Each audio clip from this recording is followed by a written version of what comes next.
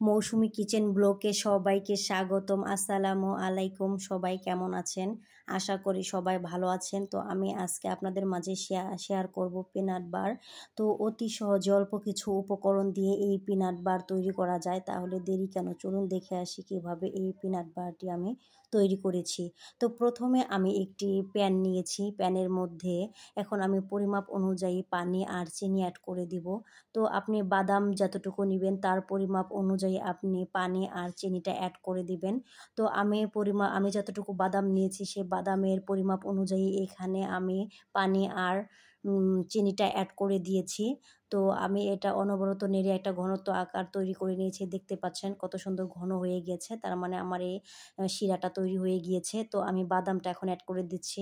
বাদামটা আমি আগে থেকেই ভেজে নিয়েছিলাম। ভেজে নিয়ে উপরে যে ছোলাগুলো ছিল সেই ছোলাগুলো আমি পরিষ্কার করে নিয়েছি। তো এখন আমি অনবরত নেড়ে চেড়ে নেব।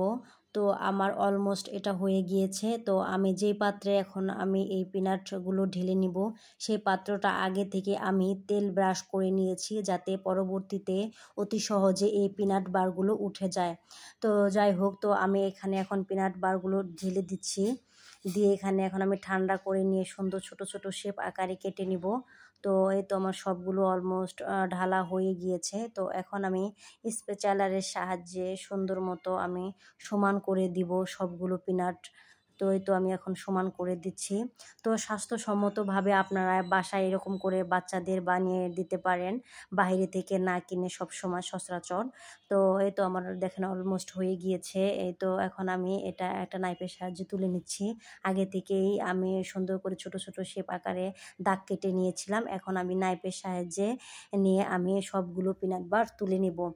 তো আসলে সবসময় বাইরে থেকে কিনে আসলে কিন্তু খাওয়াটা স্বাস্থ্যর জন্য ভালো না।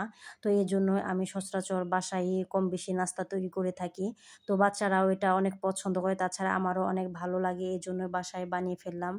তো আমার এই ভিডিওটা কেমন লাগলো আপনাদের কাছে? যদি আমার এই ভিডিওটা ভালো লাগে লাইক, কমেন্ট, শেয়ার দিয়ে পাশে থাকবেন। ধন্যবাদ সবাইকে।